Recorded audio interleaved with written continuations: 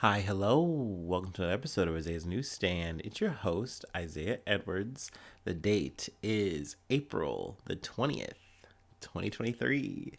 Hopefully, this episode finds you well in high spirits and high hopes. That's right, double down today. It's a special day. Happy holidays to you and yours.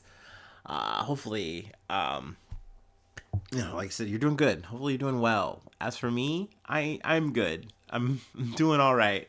We crunched some numbers. We're still anxious, but the wheels are moving. I realized though, I didn't do a food corner yesterday, and granted, honestly, the food has not been great. I mean, and I say that, I'm eating all right. I'm fine, but I did eat a little differently, so we can talk about that meal that I did. I think it was Monday. Yes. So I picked up, I'm sure any kind of real connoisseurs are gonna cringe. I kind of cringed after the fact, but I just got it. I got this salmon from Kroger. It was Kroger brand salmon, and honestly, I oscillate, right. I used to be a person who talks shit about Kroger. Oh, excuse me. Ugh. I used to talk shit about Kroger, Kroger brand, blah blah blah, and then I started shopping at Kroger on the regular when I started. I grew up, and I was like, oh, this stuff's pretty good, whatever. And then you just kind of peel back again another layer, and you just realize that like anything in a like sadly, there's no escape. Like finding good food is nice, and figuring out what I wanted to eat within a budget and stuff. It's been really cool, like over time. But I realized like none of the things that I buy are like actually like that great for me. And like, yeah, you could break things down to components and get fresher ingredients and all that, but it's like then it's more expensive. Then you're knocking yourself out of a budget.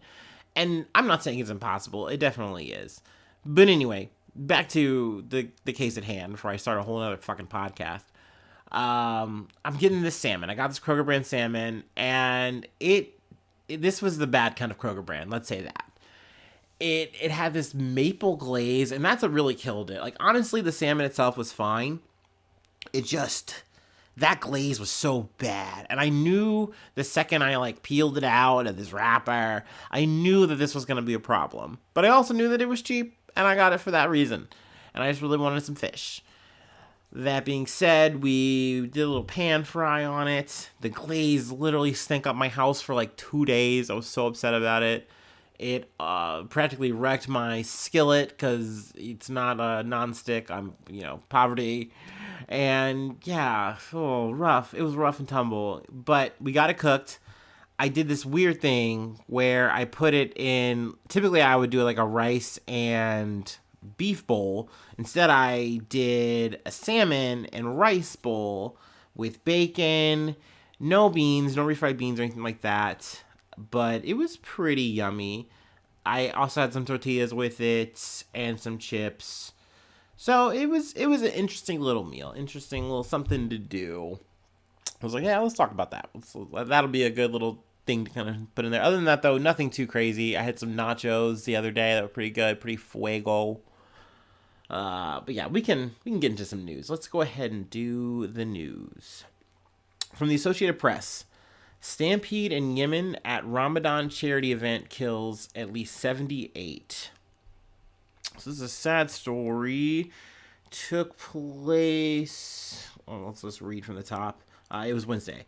A crowd apparently panicked by gunfire and an electrical explosion stampeded at an event to distribute financial aid during the Muslim holy month of Ramadan in Yemen's capital late Wednesday, killing at least 78 and injuring at least 77 others, according to witnesses and Houthi rebel officials. So, also, Corrections Corner, I know I said, I think, like a couple weeks ago that like Ramadan was like wrapping up, and I'm like, oh yeah, no, it's like wrapping up later this week, which is Id al Fitar,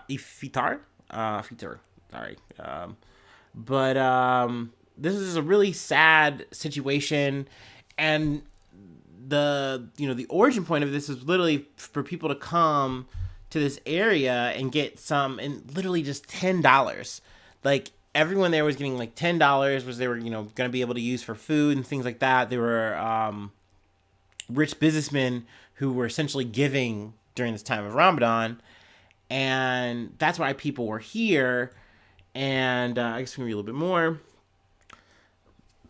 Oh, excuse me. Armed Houthi rebels fired into the air in an attempt at crowd control. So essentially, there were so many people there, formed, and they also add that there wasn't enough control or setup by the people who set up this event, and that's what led to them, firing off these shots. But they wind up striking an electrical wire. It causes it to explode, and then people panic, and that's when the stampede starts. So it's really sad, and there's this surreal thing that we're gonna read here, where, because I've seen crushes before, I've we've covered them a few times on this podcast, but the clothing aspect that they talk about here is just really, it's weird, but I get it when I think about it. Video posted on social media showed dozens of bodies, some motionless and others screaming, as people tried to help. Separate footage of the aftermath released by Houthi officials showed bloodstains, shoes, and victims' clothing scattered on the ground. Investigators were seen examining the area. So, and also this took place in the old city in the center of Sana'a, where hundreds of poor people had gathered for a charity event organized by merchants, according to the Houthi-ran Interior Ministry. As well, 77 others were injured. But I don't know, this is just super fucking sad, and I'm trying to think what else I wanted to pull out from this. Oh yeah, I did want to read a little bit more, because they kind of go into the situation in Yemen. It's something I've referenced, which honestly I kind of barely any business referencing. I do not know much of the situation in Yemen, but let me also add into the Houthis, who are in control of the area right now, who have been, I think, for a while. I don't know. The Houthis said they would pay some $2,000 in compensation to each family who lost a relative, while the injured would get around $400. They've been in, let's see, this is what I wanted to read. Yemen's capital has been under the control of the Iranian-backed Houthis since they descended from their northern stronghold in 2014 and removed the internationally recognized government. That prompted a Saudi-led coalition to intervene in 2015 to try to restore the government. The conflict has turned in recent years into a proxy war between Saudi Arabia and Iran, killing more than 150,000 people, including fighters and civilians, creating one of the world's worst humanitarian disasters. More than 21 million people in Yemen, or 2/3 of the country's population, need help. Okay, that's more of the article, but that part right there at least kind of gives us at least a bit of a snapshot picture, helps in a way. But yeah, this is a really sad ass situation. I always hate kind of covering these, and especially because these people were just trying to get aid, a little bit of help, like $10, which can go a long way in this kind of situation, but it's still $10. You know what I mean? And they said that there's other situations where there's either they give out $10 or it's just loaves of bread, pieces of bread for people to eat. So at least they have something in this kind of situation. And especially on top of the fact that this is Ramadan. So, you're going, a whole, someone I talked to kind of made light of it. And I hate to say it. They were a little white. But they're like, well, you do get to eat at the end. And it's dude, Ramadan is hard as fuck. You were literally fasting, every fucking day. And then you were taking a meal at night. That doesn't, reload you, dude. This isn't a fucking video game. That shit is hard as fuck. So I give big props to people who do commit to Ramadan. They do practice it fully. Big ups. Um, Being a former Christian or whatever, or semi-Christian, I don't know where I'm at with that shit. But I've never had to do that. We fasted, you know? You're supposed to, like, you know, suffer in silence and not eat for, like, 24 hours. Like, that's as deep as that shit gets. So, commitment to Ramadan is hella hardcore to me. But yeah, let's go ahead and move to the next beat. Not necessarily a fun story, but two factors. Oh, and I got this from For New York. I think this is an NBC subsidiary or what have you. Two factors contributed to deadly NYC parking garage collapse. Initial findings show. So this was a parking garage that fell apart, literally collapsed in itself, in the lower Manhattan area of New York City. There are two big reasons that they mention in this article. For starters, is the weight of cars, because this is an old ass fucking garage. It was initially constructed in 1925 and attained its certificate of occupancy in 1957. But back then, obviously it makes sense. Old fucking jalopies and all that fucking bullshit. They weren't the same cars as the SUVs of today. So that's one big factor. Then also a secondary factor, which to me is a little bit of a loose factor here. They said, oh, there were too many vehicles that were at the top of this parking garage. And that's where I go, well, that's signs that, like, this is a bad parking garage. Like, this isn't a stable-ass situation. Mind you, I just said this shit was made in 1925. We are in 2023. Okay? Okay, that's a bit odd. That's a bit... So, I then started thinking, and then the article kind of says it for me, as well as, like, Eric Adams is kind of aware because he's trying to wash his hands of it, and it just starts starting to feel a little similar, right? Because we talked about the earthquake situation that took place in Syria and Turkey. Obviously, they're still dealing with the ramifications of that shit. But just seeing how fast the government was able to roll out, not necessarily to help people, they didn't get to it, but the fact that they were able to really say, hey, wait, this isn't on us. We are going to get the people responsible, though. We're going to get all the contractors and all that kind of fucking shit. Well, in this regard, Eric Adams goes, well, hey, we put in some new laws. And with these new laws, if the owners of this garage, if they weren't up to their inspections, that's a problem for them. Once again, paraphrasing, whatever. So that to me was a big red flag, and it made me think, oh my fucking god, of course, we've talked about this before. Why did Biden go through all the fucking shit to give us a fucking infrastructure plan, right? Because that sells really well, because we're all very well aware that this country is like held together with fucking glue, toothpicks, and spit. Despite us being like, you know, top of the goddamn chain here, we're number one, America. We don't care about inspections. We don't care about the maintenance and the upkeep of things. Even though that's definitely a huge factor here, and if you could have gotten some goddamn inspectors here, they would have been, oh wow, like, the stairs are fucked up, these exits are fucked up, like, this is a very sketchy ass fucking situation. Like, there's a problem here. There's, like, concrete that's not secured properly. You know, I'm like, that's, once again, familiar here. So it's a big shame.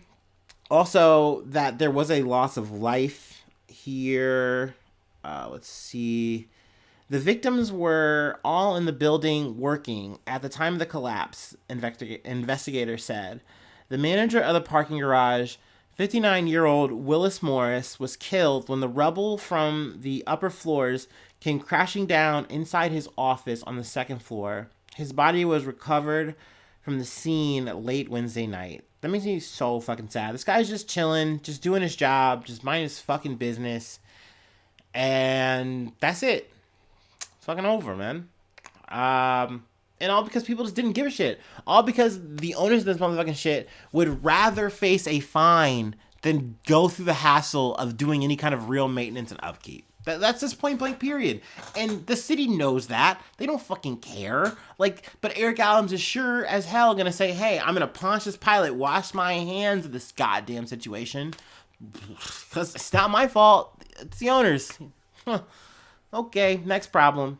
And honestly, too, this kind of spurred on a situation of like people saying, oh, we need to like do upkeep on the other areas and things like that.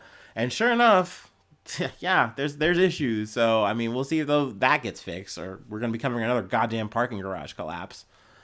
But yeah, I mean, feel free to go through the internet and find some more photos. They are crazy looking. It looks like a goddamn Avengers level event. I love saying that shit. But it's nasty. And then to see like construction equipment like moving like cars like to the ground. I don't know, man. Shit's wild. Let's see. Let's get back to the motherfucking gunplay, huh? Actually, we're gonna take a mid break. I think that's fair, given the holidays, given the circumstances, if you will, thou willeth, thinketh. I don't know. I don't fucking know.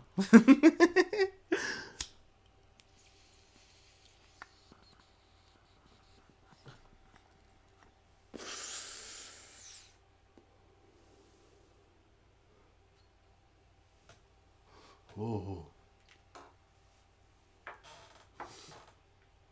Oh boy. Ooh. Oh, also, best believe I got at the gas station I went to, I got the last case of Milwaukee's Best Ice. Sheesh. Oh, we living on the edge. Mm. All right. Ooh. All right, we're back. From CBS News, 6-year-old, 2 adults shot after basketball rolls into North Carolina neighbor's yard. So sad event. I am happy to say though, it doesn't look like anyone was killed. When I initially got the headline, I just read that and I was like, oh shit, yeah, damn, dude, another one. Because I mean, this is the third situation we have of just literally random citizen interacts with other citizen and says, oh, I'm gonna pop off. I'm gonna fucking shoot. I will say this isn't an old man this time in terms of the suspect. Also, the suspect, I believe, is still at large. This took place literally today. On the Lord's Day, no less. God damn, that's crazy. Let me go ahead and read a little bit here. 2 adults and 1 child were shot in Gastonia, North Carolina after a motherfucking basketball. It was like a fucking like a fucking Little Rascals movie or something. I don't know, but except with a gun. After a basketball rolled into a man's yard, and he allegedly opened fire on them.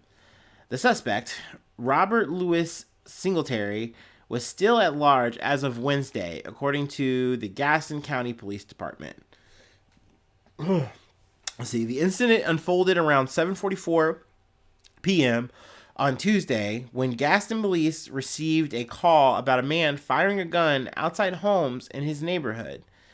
Singletary, 24 years old, of Gastonia, was determined to be the shooter. Let's see, an adult male and his child were seriously injured during the shooting spree and taken to Charlotte Hospital. 1 adult woman was grazed by a bullet, and another man was shot but not... Wait, let me read that again. By a bullet, and another man was shot but not injured. How does that work? How are you shot but not injured? Cool, I guess. Either way, I mean, this is a miracle. None of these motherfuckers died. I will say I think they already have charges against him. Yeah. Detectives secured warrants for Singletary on 4 counts of attempted first-degree murder, 2 counts of assault with a deadly weapon with intent to kill, inflicting serious injury, and 1 count of possession of a firearm by a felon. So of course they're stacking up on him, making it work. I mean, I'll keep you posted if I hear any more about this. They wind up catching him or something like that. I will say, in the situation, I do, wind up bringing this up often for reasons. But this is a black man. Also, I will say they were quick to stack up all these charges.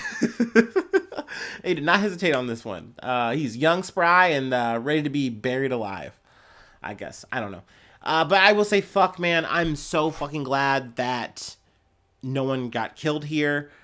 Obviously, very fucked up. A basketball goes into your fucking yard, and you're just gonna say, "Oh, time for war." Like, I don't understand that. I don't get that. That's crazy. I don't know. I don't have better analysis on that. And plus, we're gonna go into a fucking war story because people do die in this situation. But yet again, another fucking firearm involved. Associated Press: 4 killed in Maine home, 3 wounded in linked highway shooting. 4 people were fatally shot at a house in Maine on Tuesday, shortly before gunfire Isaiah. Before gunfire wounded 3 others on a busy highway, and a pair of crimes that are linked, authorities said. Hours later, a man was charged with murder. Let's see. The man is Joseph Eden, 34, of Bowdoin. I don't know. I'm going to say Bowdoin. With 4 counts of murder Tuesday evening, but declined to discuss possible motive for the shootings or identify the shooting victims. Eden was expected to appear in court later this week. I mean, maybe I am just public here, where I just like, give me the reasons now, because it's just weird to me when they don't. But I'm sure they have their reasons. They do not want to give too much information out before we're going to trial, yada yada yada, whatever the fuck. I don't know. I'm not a lawyer. I'm not a fucking cop. I don't fucking do that shit. But shit, I just couldn't imagine. I mean, obviously it's fucked up to just the first half, the part 1 here, where you're killing people in a home, but then this escalates or moves on to like, oh, I'm just gonna go spree mode. That's in fucking tense, dude. Let's see. The crimes began in rural Bowdoin, where the bodies were found, and continued with gunfire 25 miles to the south on Interstate 295 in Yarmouth, police said. One of the 3 highway victims was critically wounded, said the police. But they wound up finding the person of interest after, looking around for him. Yeah, this was very eerie shit. Very disturbing. Very true crime of me to cover this story. All right. One more to go. We're on the last one. So you know what we're about to do. Take a break.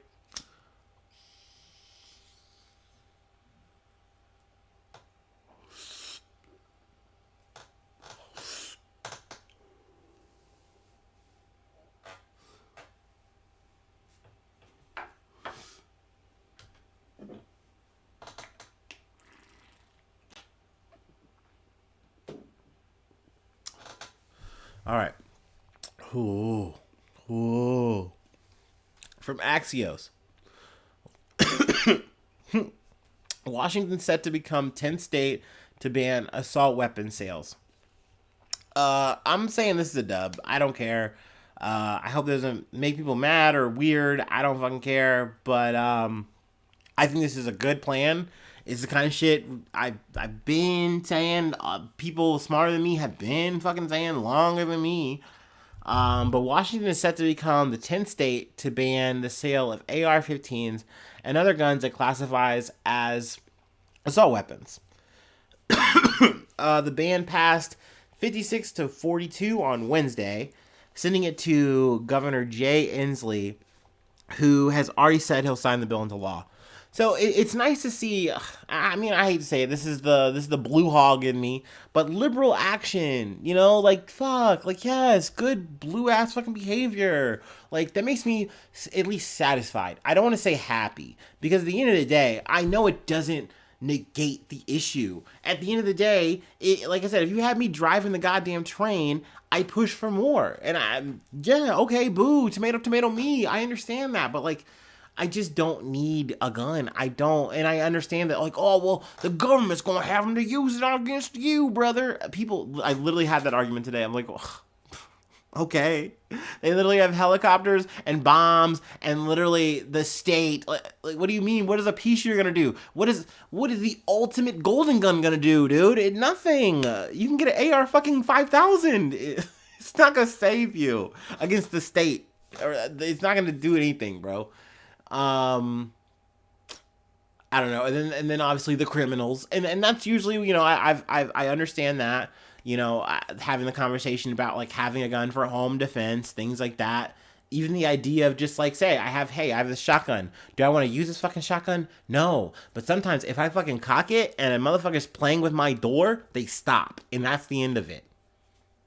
I get that. I understand.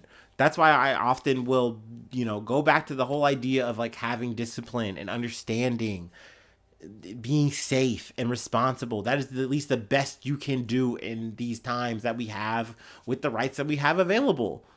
But yeah, I mean, it's good to see this kind of positive change. I hope that this is going to lead to less violence. You know what I mean? And I know that's going to make some people mad. I know that, yeah, that means less gun sales. Oh, ooh. But this isn't taking away anyone's guns, by the way. This is a situation where if you already have AR-15s, whenever it goes into place, I imagine people are going to make them. Actually, this is great for guns in that area of Washington, because people are going to go do a mad dash to make sure they have a gun, they have an AR, because then they're going to own one.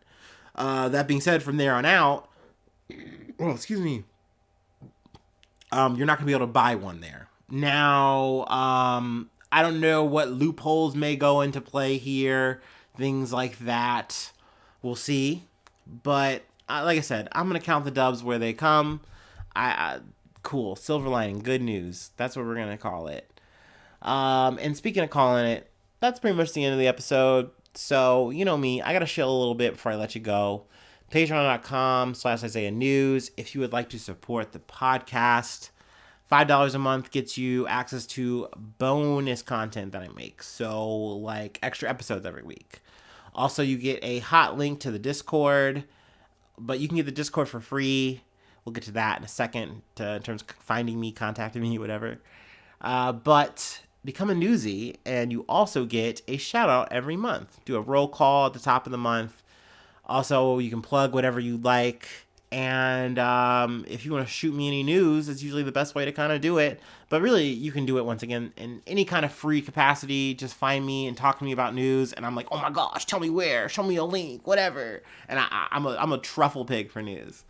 But yeah, let's see. IsaiahNews1@gmail.com. And I'm also on Facebook, Twitter, wherever. You can find me. Snapchat. You can Snapchat me if it's cool. I don't know. But that's all I got for today. Thank you so much for tuning in. Thank you so much for being a listener, supporter. You're the best. And hopefully I see you soon for some more good news. I love you. Bye-bye. Mwah.